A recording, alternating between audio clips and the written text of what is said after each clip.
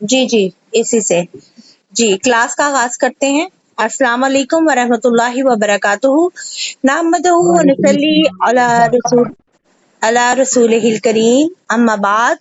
फ़ाऊज़ु बिल्लाहि मिनश शैतानिर रजीम, बिस्मिल्लाहिर रहमानिर रहीम। रब्बि इश्रह ली सदरी व यस्सिर ली अमरी वहलुल उक़दतम मिन लिसानी यफ़क़हू क़ौली वजअल ली वज़ीरम मिन अहली। अल्लाहुम्मा फ़क्किहना फ़िद्दीन, रब्बना ज़िदना इल्मा, अल्लाहुम्मा इन्ना नसअलुका इल्मन नाफ़िअन, रिज़्क़न तय्यिबन व अमलन मुतक़ब्बला। रब्बी यस्सिर वला तुअस्सिर व तम्मिम बिल खैर। अल्लाहुम्मा इन्ना नसअलुकल आफ़ियत वल मुआफ़ाता फ़िद दुनिया वल आखिरह। आमीन सुम्मा आमीन। प्यारे अहलुल कुरान, आज हम आयत नंबर 71 से जो है वो अपने लेसन का आगाज करेंगे। आपने और मैंने इससे पहले पढ़ा कि अल्लाह ताला ने इनाम याफ्ता लोगों का जिक्र किया। अब अल्लाह ताला ईमान वालों को क्या हुक्म दे रहे हैं आयत नंबर 71 में, चले जरा देखते हैं। या अय्युहल्लज़ीना आमनू खुज़ू हिज़्रकुम फन्फिरू सुबातिन अविन फरू जमीआ। ए लोगो जो ईमान लाए हो, अपने बचाव का सामान पकड़ो, फिर दस्तों की सूरत में निकलो या इकट्ठे होकर निकलो। यानी इस आयत में अल्लाह ताला ने अल्लाह और उसके रसूल की अताअत का हुक्म फरमाया और उसकी तरगीब के सिलसिले में ये भी बता दिया कि इस अताअत से यानी अतीउल्लाह और अतीउर रसूल से अंबिया, सिद्दीकीन, शोहदा और सालिहीन की रफाकत हासिल होगी। अब इस आयत में जहाद का हुक्म भी फरमा दिया जो सबसे मुश्किल अताअत है। कुफार और मुनाफिकीन से अपना पूरा बचाव रखने का अल्लाह ताला ने हुक्म दिया और फरमाया कि हालात के मुताबिक अलग अलग दस्तों में या इकट्ठे लश्कर की सूरत निकलने में जो भी बेहतर है ना मुसलमानों के लिए, उसको अपनाएं। आगे अल्लाह ताला फरमाते हैं अगली आयत में कि और बेशक तुम में से यकीनन कोई ऐसा भी है जो हर सूरत देर लगाएगा, फिर अगर तुम्हें कोई मुसीबत आ पहुंचे तो कहेगा बेशक अल्लाह ने मुझ पर इनाम फरमाया जबकि मैं उनके साथ मौजूद ना था। अब यहाँ पर अल्लाह ताला ने मुनाफिकीन के किरदार का तस्करा किया आयत नंबर 72 में और 73 में। 73 का भी तर्जमा सुन लीजिए। और अगर वाकई तुम्हें अल्लाह की तरफ से कोई फजल हासिल हो गया तो यकीनन वो जरूर कहेगा जैसे तुम्हारे दरमियान उसके दरमियान कोई दोस्ती ना थी, एक काश कि मैं उनके साथ होता तो बहुत बड़ी कामयाबी हासिल करता। अल्लाह ताला कहते हैं कि मुनाफिकीन में से कुछ लोग ऐसे भी हैं जो यानी हर देखते भालते भी हीलो बहानों से ना जहाज पर निकलने में देर कर देते हैं, पीछे रहने की कोशिश करते हैं। जैसा कि आपने और मैंने देखा था कि जब यानी पहला मार्का हुआ गज़वा बदर का, उसके बाद गज़वा ओहद का जिक्र हमने पढ़ा तो अब्दुल्ला बिन उबई जो था वो अपना लश्कर लेके वापस चला गया था। फिर अल्लाह ताला इन्हीं लोगों के बारे में फरमाते हैं फिर अगर इस सफर जहाज में मुसलमानों को कुछ तकलीफ पहुंचे तो जो मुनाफिकीन है ना बड़े खुश होते हैं और कहते हैं कि अल्लाह का शुक्र है कि हम पीछे रह गए, वरना हमें भी वही दुख उठाना पड़ना था जो दूसरे मुसलमानों ने उठाया। और अगर मुसलमानों को कोई फतह खुशी नसीब होती है और कोई गनीमत का माल हाथ लगता है तो ये लोग जो मुनाफिकीन हसरत से कहते हैं कि अगर हम भी इनके साथ शामिल होते ना तो हमारा भी काम बन जाता। और ये वो जुमले इस अंदाज से अदा करते हैं जैसे पहले उनका और मुसलमानों का कोई ताल्लुक ही नहीं था। यानी जब फायदा आता है ना तो तब ये अपना ताल्लुक बनाने की कोशिश करते हैं। और इन दोनों सूरतों में अल्लाह ताला कहता है कि इन्हें महज और सिर्फ दुनियावी तकलीफ, दुनियावी मफादात का ये एहसास है। आखिरी जिंदगी या अल्लाह ताला की रजा से इन्हें कोई भी गर्ज नहीं। और यही अल्लाह ताला कहता है उनके मुनाफिक होने के लिए काफी है। और ये इस बात पर भी यानी कि दलील है कि वो अल्लाह और आखिरत पर ईमान नहीं रखते। जब इंसान अल्लाह और आखिरत पर ईमान रखता है ना तो वो अपना चेक एंड बैलेंस खुद ही करता है और अपने दिल को नफाक से पाक करने की कोशिश करता है, उसको अपने दिल की फिक्र रहती है। चलें अगली आयत में अल्लाह ताला फरमाते हैं बस लाजिम है कि अल्लाह के रास्ते में वो लोग लड़ें जो दुनिया की जिंदगी आखिरत के बदले बेचते हैं, और जो शख्स अल्लाह के रास्ते में लड़े फिर कत्ल कर दिया जाए या गालिब आ जाए तो हम जल्द ही उसे बहुत बड़ा अजर देंगे। ऊपर की दो आयतों में तो अल्लाह ताला ने जहाज से पीछे रहने वालों और दूसरों को रोकने वालों का तज़किरा किया ना, और अब मुखलिसीन जो है, जो मुखलिस है ان کے لیے اللہ تعالیٰ نے یہ بات کی ہے کہ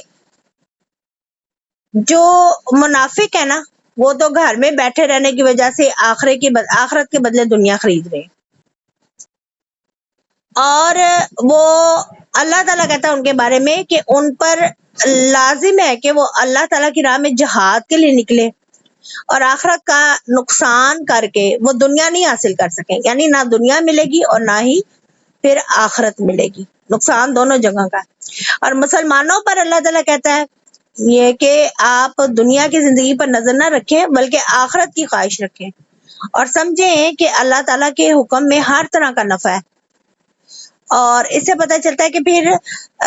مسلمان کو اگر شہادت ملتی ہے یا فتح ملتی ہے، دونوں صورتوں میں مسلمانوں کے لیے یہ خوش کن ہے، کیونکہ دونوں طرف سے اللہ تعالیٰ نے اجر عظیم کا وعدہ کیا ہے، اس لیے اللہ تعالیٰ نے یہ بات یہاں پر بیان کی ہے۔ رسول اللہ صلی اللہ علیہ وسلم نے فرمایا ہے کہ اللہ تعالیٰ نے اپنے راستے میں جہاد کرنے والے اس شخص کے لیے ضمانت دی ہے جسے اس کے راستے میں جہاد اور اس کے کلمات کی تصدیق کے سوا کوئی چیز نہیں نکالتی کہ وہ اسے جنت میں داخل کر دے یا اس کی رہائش گاہ پر لائے جہاں سے وہ نکلا تھا، ساتھ وہ اجر و غنیمت بھی ہوگی جو اس نے حاصل کی، یعنی دونوں فائدے حاصل ہو جائیں گے، دنیا کا بھی اور آخرت کا بھی، اور یہ بخاری کی حدیث ہے۔ آگے چلتے ہیں، اللہ تعالیٰ فرماتے ہیں اور تمہیں کیا ہے کہ تم اللہ کے راستے میں اور ان بے بس مردوں اور عورتوں اور بچوں کی خاطر نہیں لڑتے جو کہتے ہیں کہ اے ہمارے رب ہمیں اس بستی سے نکال لے جس کے رہنے والے ظالم ہیں، اور ہمارے لیے اپنے پاس سے کوئی حمایتی بنا دے اور ہمارے لیے اپنے پاس سے کوئی مددگار بنا۔ اس کا تعلق بھی ترغیب جہاد سے، یہ جہاد کا پورا ٹاپک چل رہا ہے، ٹھیک ہے؟ تو اس میں اللہ تعالیٰ نے کہا ہے کہ دو وجوہات تو لازم ہے نا جس کی وجہ سے جہاد ضروری ہے۔ پہلا یہ ہے کہ کلمات اللہ کے لیے، یعنی اللہ کے دین کی سربلندی کے لیے، دوسرا ان مظلوم مسلمانوں کو نجات دلانے کے لیے جو کفار کے چنگل میں بے بس پڑے ہوتے ہیں، ٹھیک ہے؟ اب دیکھیں کہ آج کل کے حالات میں بھی فلسطینی مسلمان جو ہیں وہ کتنے بے بس ہیں، اور کئی جگہ ایسے اسی طرح سے رنگون میں مسلمان جو ہیں ان کے ساتھ بڑا برا سلوک کیا جا رہا ہے، اور وہاں پر بھی بیچارے مسلمان جو ہیں ان کے بچے تک جو ہے نا وہ اللہ تعالیٰ ان کے لیے بہتریاں کرے، آسانیاں کرے، ان کے بچوں کو کاٹ دیا جاتا ہے، مسلمان ہونے کی وجہ سے قیمہ بنا دیا جاتا ہے ان کے بچوں کا۔ تو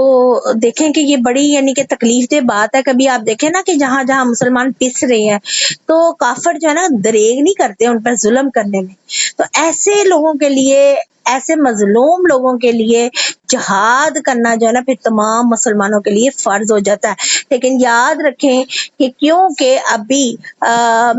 کوئی ہمارا خلیفہ نہیں ہے، ہمارا اسلام جو ہے اس کا خلیفہ سسٹم ہے، تو ابھی کسی خلیفہ نے اناؤنسمنٹ، اگر ایک خلیفہ ہو تو اناؤنسمنٹ کرے کہ جہاد کرنا ہے تو سب مسلمان ممالک پر یہ فرض ہو جاتا ہے کہ وہ جہاد کریں۔ لیکن اب چونکہ سارے سسٹمز بدل چکے ہیں تو اس میں جب تک گورنمنٹ اناؤنس نہیں نہ کرے گی کہ ہم کسی دوسری حکومت کے خلاف یا کسی کافر ملک کے خلاف جہاد کر رہے ہیں اور یہ اعلان جنگ ہے، اس وقت تک کوئی انفرادی طور پہ جہاد نہیں کر سکتا۔ اگر آج ڈکلیئر کر دے نا پاکستان کہ ہم یہ اسرائیل کے ساتھ جو ہے وہ جہاد کریں گے، تو پھر ساری جو پاکستانی قوم ہے اس پر یہ لازم ہے کہ وہ جہاد میں حصہ لیں، حالت جنگ میں آگے نا۔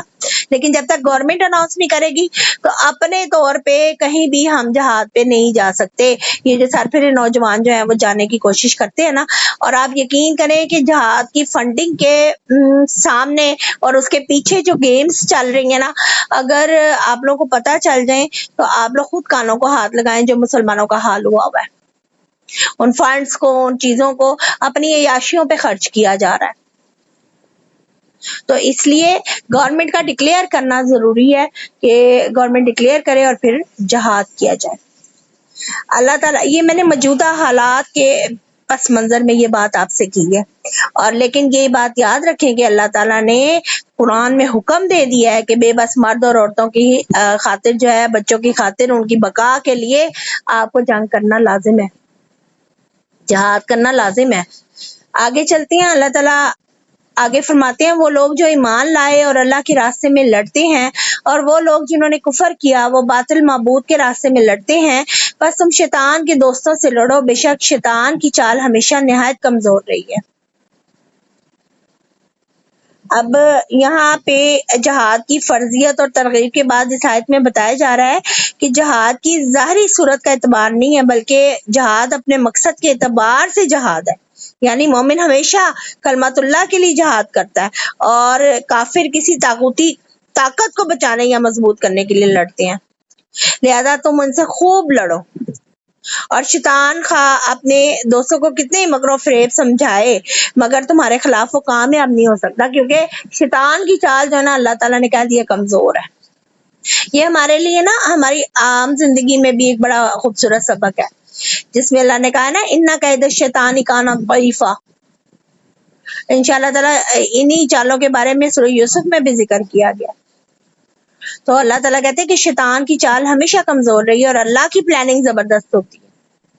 تو اللہ تعالیٰ مجھے اور آپ کو ہمیشہ اپنی پلاننگز پر چلائے جن کا انجام بہترین ہے. آگے چلتے ہیں.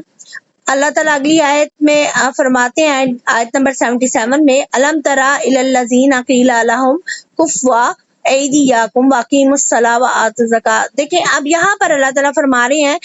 کہ کیا تم نے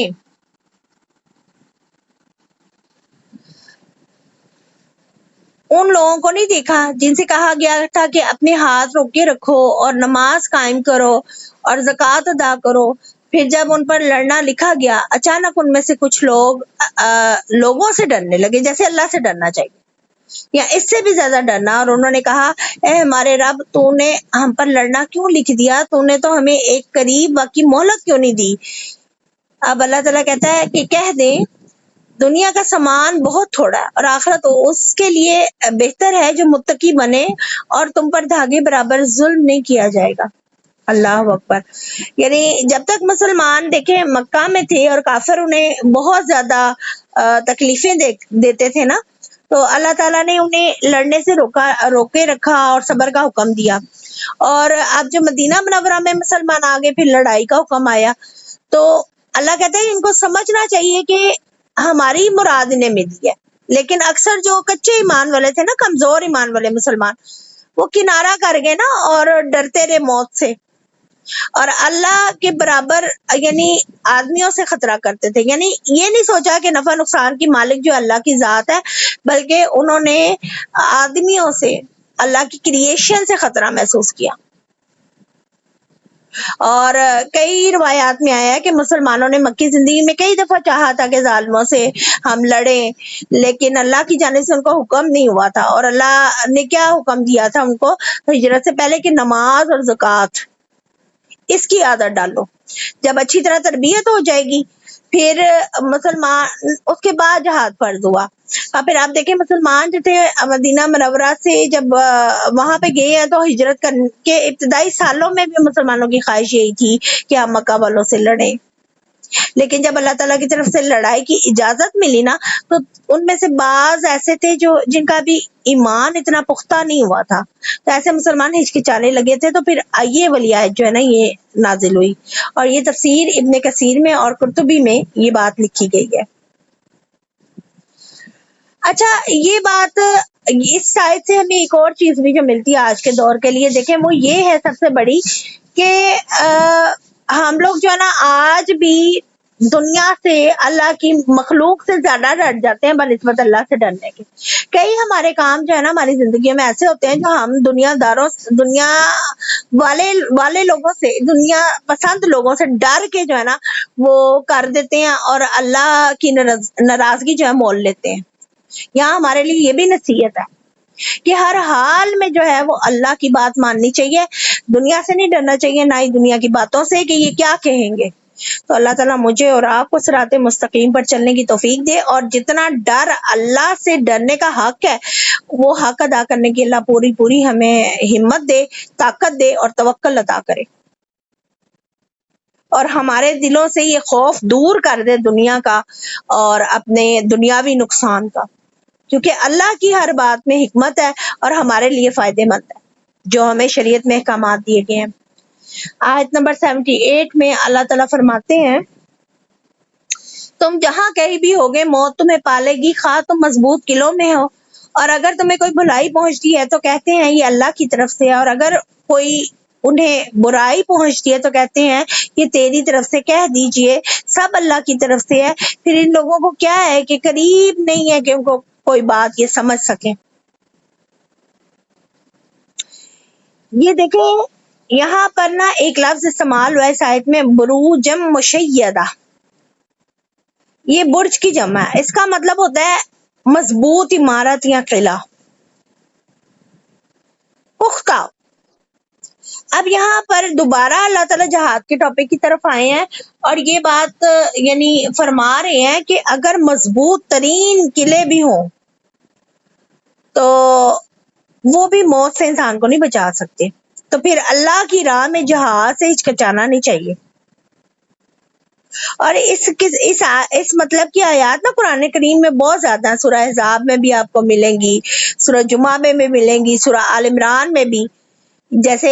سورہ آل عمران تو آپ پڑھ چکے ہیں نا، میں اس کا حوالہ بھی آپ کو دوں گی، کل نفس ذائقۃ الموت، کہ ہر جان موت کا مزہ چکھنے والی ہے، 185 آیت ہے سورہ آل عمران کی۔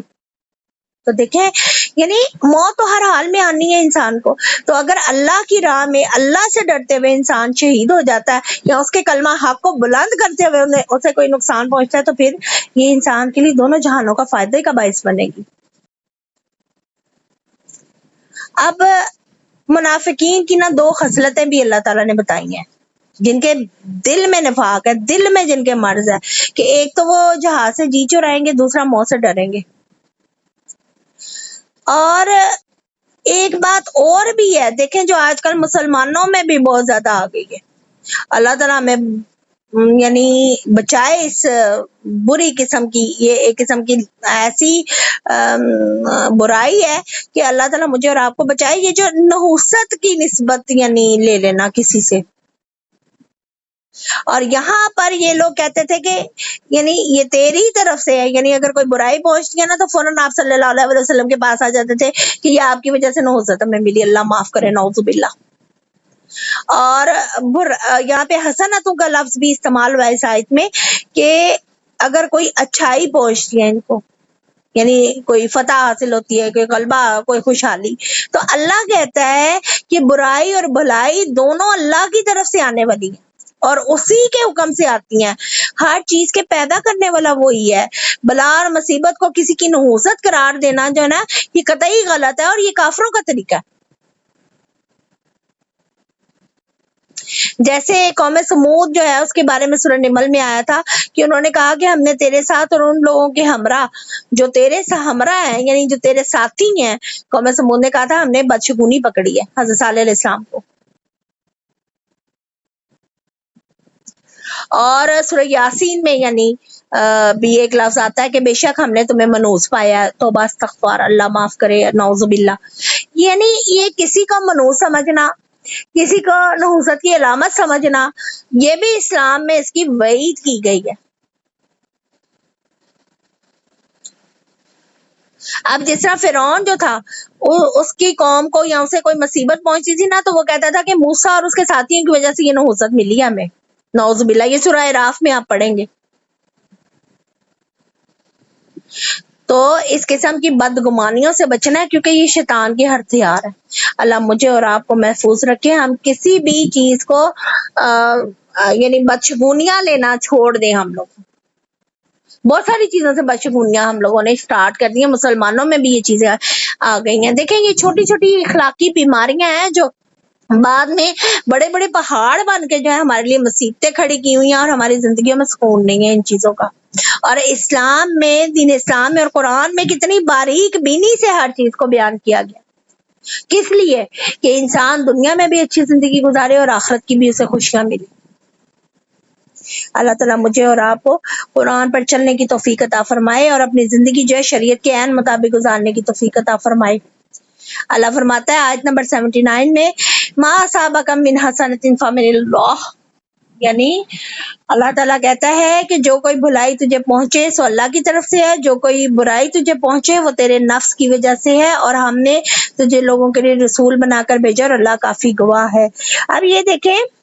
اللہ نے برائی اور بھلائی کا ایک قانون بھی یہاں پہ واضح کر دیا ہے کہ بھلائی تو اللہ ہر وقت یعنی بھیجتا ہے اپنے بندے کی طرف سے، قادر دونوں پہ ہے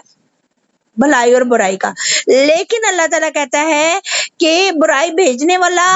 اللہ ہے، مگر اس کا سبب جو ہے نا کئی بار تمہارے گناہ ہوتے ہیں۔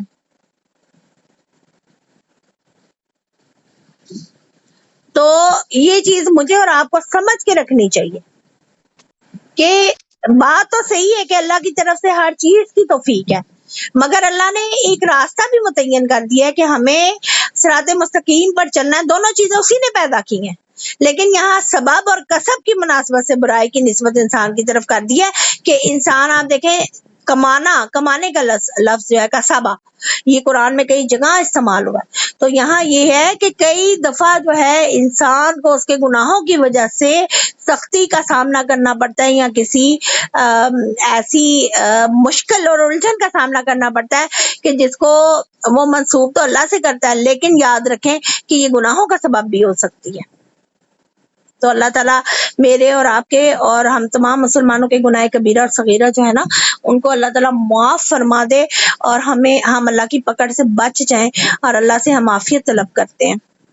آیت نمبر 80 میں اللہ تعالیٰ فرماتے ہیں، جو رسول کی فرما برداری کرے تو بے شک اس نے اللہ کی فرما برداری کی، اور جس نے منہ موڑا تو ہم نے تجھے اس پر کوئی نگہبان بنا کر نہیں بھیجا۔ یعنی اب اس آیت کی دیکھیں آپ حقیقت کہ اللہ اور اللہ کے رسول کی اطاعت کو اللہ نے ایک قرار دیا کہ یعنی اطاعت اللہ کی ہے، جیسے نماز، روزہ، حج، زکوٰۃ اور دوسرے سارے شریعت کے احکامات، لیکن جیسے اس کو ادا کرنا ہے اس کے تمام قوانین اور تمام اس کو ادا کرنے کے مناسک جو ہیں وہ آپ صلی اللہ علیہ وآلہ وسلم کی بیان کردہ طریقوں اور کر کے دکھائے گی سنت کے بغیر ممکن ہی نہیں ہے۔ تو کوئی بھی انسان جو ہے قرآن مجید کو اگر سمجھنا چاہتا ہے تو آپ صلی اللہ علیہ وآلہ وسلم کی پریکٹیکل زندگی کو دیکھے بغیر، ان کے کہے ہوئی کال کے بغیر وہ سمجھ ہی نہیں سکتا۔ اس سے یہ بات ثابت ہو جاتی ہے کہ آپ صلی اللہ علیہ وآلہ وسلم کی اطاعت عین اللہ کی اطاعت ہے۔ اللہ تعالیٰ کہتے ہیں پھر اس کے باوجود اگر کچھ لوگ گمراہ ہو جاتے ہیں نا تو ان کی ذمہ داری آپ صلی اللہ علیہ وآلہ وسلم پر ہرگز نہیں ہے۔ اور اس میں اللہ تعالیٰ تسلی بھی دے رہا ہے نا کہ منافقین پھر جاتے تھے کوئی لوگ۔ آپ یہ بھی یاد رکھیں کہ یہودی جو تھے نا وہ دین اسلام کئی انہوں نے یہ بھی چال چلی تھی، پیچھے ہم نے پڑھا ہے نا سورہ آل عمران میں، کہ صبح کے وقت اسلام لاتے تھے اور رات کے وقت جو ہے نا وہ پھر جاتے تھے ان باتوں سے۔ تو کیا ہوتا تھا، وہ پھر آپ صلی اللہ علیہ وآلہ وسلم ڈسہارٹ ہو جاتے تھے نا کئی بار انسانی تقاضوں کے تحت، تو پھر اللہ تعالیٰ انہیں حوصلے دیتا تھا، پھر ایسی آیات اللہ تعالیٰ جو تھا نا وہ نازل فرماتا تھا۔ اب اللہ تعالیٰ اگلی آیات میں کہہ رہے ہیں، اور وہ کہتے ہیں اطاعت ہوگی، پھر جب تیرے پاس سے نکلتی ہیں تو ان میں سے ایک گروہ رات کو اس کے خلاف مشورے کرتا ہے جو کہہ رہا تھا، اور اللہ لکھ رہا تھا جو وہ رات کو مشورے کرتے ہیں، بس ان سے منہ موڑ لے اور اللہ پر بھروسہ کر، اور اللہ کافی وکیل ہے۔ اللہ اکبر۔ یعنی منافقین کی ایک اور مذموم قسم کی خصلت جو ہے نا یہاں پر بیان کی گئی ہے، اور ان کو سرزنش بھی اللہ تعالیٰ کر رہا ہے کہ بھئی بے شک تم آپ صلی اللہ علیہ وآلہ وسلم سے اپنی حرکات جو بری حرکتیں ہیں ان کی پردہ پوشی کر لو گے، لیکن اللہ تعالیٰ جو ہے وہ تو سب کچھ جاننے والا ہے۔ اور انسان چونکہ دیکھیں رات کے وقت اپنے گھر میں ہوتا ہے نا، اور پھر رات گزارنے کے بعد انسان پورا دن گزارنے کے بعد اپنے اکثر معمولات کا جائزہ رات کے وقت لیتا ہے نا، تو پھر اللہ تعالیٰ نے اسی لیے بیان کیا ہے رات کا وقت کہ یعنی دن کو تو وہ آپ صلی اللہ علیہ وسلم کے سامنے اپنی اطاعت کا یقین دلاتے ہیں، مگر رات کو اس کہے ہوئے کے برعکس جو ہے نا وہ مشورے کرتے ہیں، اور یعنی جو کہہ رہے ہوتے ہیں کہ ہم آپ کا کہنا مانیں گے، اس بات کو ایسے ہی فالو کریں گے، لیکن نیکسٹ کیا ہوتا ہے، رات کو وہ آپس میں میٹنگ کرتے ہیں، اور پھر اس کے بعد وہ کیا کرتے ہیں، یہ ان باتوں کو چھوڑ کے تو آپ صلی اللہ علیہ وسلم کے خلاف وہ سازشیں کر رہے ہوتے ہیں۔ تو اس پہ اللہ تعالیٰ نے کہا کہ اگر وہ منہ موڑ لیتے ہیں تو صرف اللہ پر توکل کیجیے، اللہ کافی ہے وکیل۔ یہ آیت میرے اور آپ کے لیے بھی آج کے دور میں سبق کا باعث بنتی ہے۔ چاہے جو مرضی کر لیں منافقین، یا آج کے دور میں بھی ایسا ہوتا ہے کہ کئی ہمیں ایسے بھی لوگ ملتے ہیں جو ہماری ہاں میں ہاں ملاتے ہیں اور پھر اس کے بعد پھر بھی جاتے ہیں اپنی باتوں سے، اپنے قول سے۔ تو اس وقت میرے اور آپ کے حوصلے کو بلند کرنے کے لیے یہ بات کافی ہے کہ چاہے پوری دنیا اعراض کر لے، اگر ہمارا اللہ پر توکل مضبوط ہے اور ہم اللہ کو اپنے جانتے ہیں، یعنی اللہ کو اپنا جانتے ہیں اور اس پر توکل کرتے ہیں، تو اللہ ہمارے لیے کافی وکیل ہے۔ پیاری بہنوں، یہ آج کا لیسن تھا۔ اللہ تعالیٰ مجھے اور آپ کو توفیق دے کہ ہم قرآن کی جو آیات پڑھی ہیں اس کے ذریعے اپنی کردار سازی کریں، اس کے مطابق اپنی زندگی گزارنے کی کوشش کریں، اور اگر اس میں کہیں غلطی کوتاہی ہو جائے تو اللہ ہمیں معاف فرمائے، درگزر فرمائے، اور ہمیں راہ ہدایت پر رکھے۔ جی، آمین۔ اگر آپ کا کوئی کوشچن ہے تو اب آج کے لیسن سے آپ کوئی کوشچن کر سکتے ہیں۔